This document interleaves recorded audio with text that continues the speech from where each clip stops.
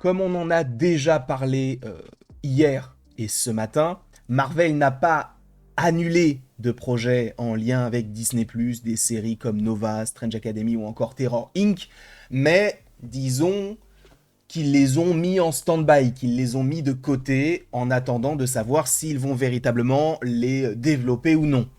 Et comme le dirait un illustre personnage, oups, la boulette. Je suis très content de vous retrouver aujourd'hui pour une nouvelle vidéo en lien donc avec l'univers Marvel de manière générale, parce que oui, on avait déjà donc parlé de Nova tout à l'heure, mais là on va parler de ces deux derniers projets, Strange Academy et Terror Inc. J'ai lu donc ce que nous a proposé Daniel RPK sur Patreon, et je ne vais pas vous mentir, j'ai un immense seum. Alors pour Strange Academy, il y a un truc sympa, mais encore, on connaît pas trop le lien qui existe, même si, bon, c'est un peu simple, mais on va l'évoquer. Mais sur Terror Inc., là, j'ai un gros seum, parce que ça aurait pu être génial, sincèrement. Et pourtant, je ne le connaissais même pas avant hier, d'accord? Et là, ça m'avait... En tout cas, ce qu'il a écrit, ça m'a vraiment donné envie de découvrir le personnage dans un projet solo. Mais, encore une fois, pour l'instant, on va dire que ce n'est pas forcément ce qui est privilégié de la part de Marvel, mais on va directement aller sur... Et on va commencer par Strange Academy. Évidemment, si vous ne voulez absolument rien savoir sur ces deux projets, fuyez, pauvre fou, parce que vous allez être spoilé. C'est bon. Je ne sais même pas si je l'ai précisé sur la vidéo sur Nova, mais en même temps, par rapport au titre et par rapport à la miniature, normalement, t'es un peu au courant qu'il ne faut pas regarder si tu ne veux pas savoir. Donc, on arrive sur Strange Academy. Alors, ce qu'on sait, c'est que la série aurait dû être dirigée. Alors, quand on parle de diriger, ce n'est pas vraiment de la réalisation, c'est plus de la supervision. Et ben, ça aurait dû être donc dirigé par Amy Rardin, qu'on connaît notamment pour son travail sur Echo. Alors oui, c'est pas forcément le projet en... Enfin, tu te dis pas, quelqu'un qui a travaillé sur Echo, on va lui demander aussi de travailler sur Strange Academy, alors qu'il pourrait très bien demander à quelqu'un qui a travaillé sur Doctor Strange, sur WandaVision ou encore sur Loki. Non, on prend quelqu'un qui a travaillé sur Echo, qui en plus a été une série qui a été saluée par la critique. Vraiment. Non.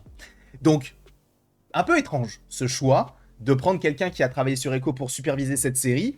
De plus, ça s'appelle Strange Academy, mais normalement, ça aurait dû être sur Wong. En gros, il aurait dû créer une école donc à la Nouvelle-Orléans, et donc il aurait dû être à la fois professeur et directeur de cette école-là. Voilà, ce qui était prévu. Alors là où c'est nul, c'est que c'est Wong et pas Strange. À ce moment-là, appelle-la la Wong Academy, mais en même temps, est-ce que c'est vendeur? Non. Et Strange Academy, peut-être qu'ils vont marcher sur le côté Strange Doctor Strange, alors que c'est juste l'étrange Academy. On n'en sait pas vraiment grand-chose, en tout cas, par rapport à ce projet-là. Le fait que lui soit mis en stand-by, ça ne me dérange pas. Pour l'instant, en tout cas, ça ne me dérange pas. Et du coup, le spectacle, enfin en tout cas la série aurait été concentrée sur les efforts pour former une nouvelle génération de sorciers.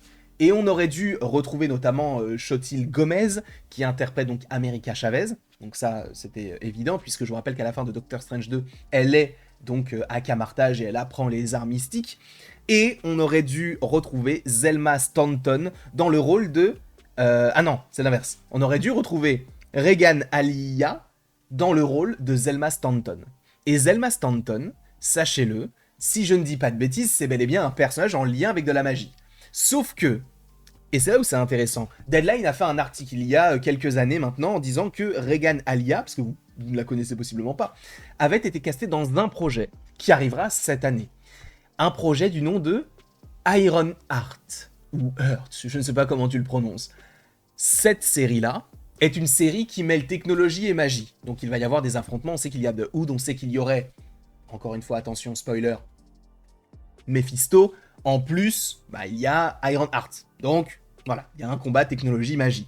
Et donc, le côté magique, ça peut se connecter par rapport à Regan Aliyah, interprété par donc... non, Zelma Stanton, interprétée par Regan Aliyah. Et donc, par rapport à Zelma, bon, tu peux te dire... Ça aurait été... Bon, en fait, c'est cool, la petite connexion entre Ironheart et ce projet de Strange Academy. Et a priori, donc, pourquoi est-ce qu'ils ont eu aussi l'envie de faire ce projet-là? Par rapport à Mercredi. En gros, selon Daniel RPK, ça aurait été une réponse de Marvel à Harry Potter et Mercredi. Donc il y aurait eu cette ambiance un peu teenage, entre guillemets. C'est sympa. En vrai, on peut pas vraiment s'insurger par rapport à ça, puisque c'est le principe même de Strange Academy, c'est de suivre des enfants. Donc ça paraît crédible, et là ce serait de jeunes adultes, à peu près, enfin dans ces eaux-là, quoi. Là, on va parler d'un tout autre projet, on va parler de Terror Inc. Donc ce projet dont on n'avait jamais entendu parler, ça c'est la force, on va dire, de Marvel, c'est-à-dire que des fois tout fuite, sauf un projet où on n'avait pas du tout l'idée qu'ils allaient faire quelque chose par rapport à ça. Mais oui, Terror Inc., en gros, était une série prévue sur Disney+, qui a donc été mise également de côté. Elle aurait dû être du coup dirigée par Peter Cameron, qui a notamment travaillé sur WandaVision et Carnival Row. Je connais pas Carnival Row, mais en tout cas, il a travaillé sur WandaVision. Et a priori, ça se destinait à être quelque chose d'entièrement, totalement différent. Alors, déjà, on voit l'aspect du personnage. Ça aurait dû être une série horrifique, voire d'horreur. Et c'est là où je trouve que c'est dommage de ne pas la faire. Même si, sur le papier, peut-être que c'est nul. En tout cas, Terror Inc., ça ne nous dit rien. Je vous rappelle que les Gardiens de la Galaxie, à la base aussi, ça nous disait rien. Et pourtant, ils en ont fait 3 films. Pourtant, la franchise a rapporté plus d'1 milliard de dollars sur les 3 films. Même peut-être plus qu'1 milliard de dollars. 1,5 milliard, peut-être un truc comme ça. Donc, c'est quelque chose d'exceptionnel. Là, bon, c'est une série, mais en gros, ce qu'ils avaient prévu par rapport à ce projet, c'est en gros, c'est de suivre ce personnage qui est une sorte d'anti-héros qui est immortel et qui acquiert des capacités en greffant des membres des autres sur lui-même. Et donc, comme je vous l'avais déjà dit hier par rapport à ce qui avait été écrit sur Deadline, en gros, lorsqu'il récupère un membre, en fait, il a les souvenirs de ce personnage-là, donc ça vient le hanter, on va dire, d'une certaine manière, et donc il a plusieurs bouts de corps sur son corps. Tu vas me dire, mais quel intérêt de faire une série sur lui? En fait, le but, ça aurait été d'avoir une série pour un public plus mature. Parce que oui, c'est écrit, il a été présenté comme un spectacle d'horreur complet pour un public mature, donc peut-être le même public que pour du Daredevil Born Again, voire pire, parce que là, on est aussi du côté de l'horreur, là où Daredevil, c'est un côté un peu réaliste, entre gros guillemets, évidemment. Et logiquement, en fait, où est-ce qu'on va avec ça? Parce qu'en général, Marvel ne fait pas un projet au hasard, sauf quand ils ne savent pas où ils vont. Et là, je pense qu'avec ce projet, ils savaient où ils allaient, mais peut-être que c'est un peu trop tôt. Pourquoi? Parce que ce personnage-là aurait dû être dans l'équipe des Midnight Suns dans un film qui serait prévu pour dans quelques années. C'est bien dommage. C'est bien dommage, parce que là, en vrai, tout ce qui a été dit là, quelqu'un qui travaille sur WandaVision, qui supervise ce projet-là, qui en plus de ça est un projet sur un anti-héros, qui est en lien avec de l'horreur, qui serait TVMA supposément, et qui serait en connexion avec les Midnight Suns, tout est très bien pour moi. Ce pitch, moi, me plaît énormément. Après, encore une fois, c'est que par rapport à mes goûts. Voilà. Mais il faut aussi rappeler aussi pourquoi est-ce qu'ils sont en pause. Alors, Daniel RPK donne ce que lui sait. Ils ne donneront pas le feu vert à une série tant qu'ils n'auront pas vu un pilote dont ils sont satisfaits. Ils veulent aussi se concentrer sur des spectacles ancrés et moins chers. Donc des spectacles ancrés, c'est quoi? C'est déjà par rapport à un personnage qui est connu, on va dire, du côté du MCU. Bon.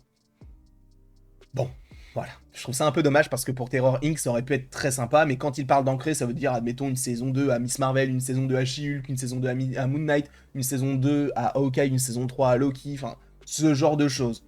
Après, bon, encore une fois, je le rappelle, cela ne veut pas dire que ces projets n'arriveront jamais, mais seulement qu'ils n'arriveront que plus tard, si jamais, donc ils sont validés à 100%. Je suis un peu dégoûté parce que sur le papier, ça a l'air cool, mais peut-être que dans l'exécution, ça aurait été éclaté au sol. Donc en vrai, c'est plutôt positif, on va dire, le fait qu'ils annulent, ou en tout cas, non pas qu'ils annulent, mais qu'ils décalent ces projets-là, parce que il faut attendre d'avoir quelque chose de 100% validé. Donc on verra. Je ne sais pas ce que vous pensez en tout cas de tout ça, n'hésitez pas à me le dire dans les commentaires, n'hésitez pas non plus à aimer, à partager et à vous abonner si ce n'est pas déjà le cas. Et après tout ceci, il ne me reste plus qu'à vous dire à la prochaine, pour la prochaine.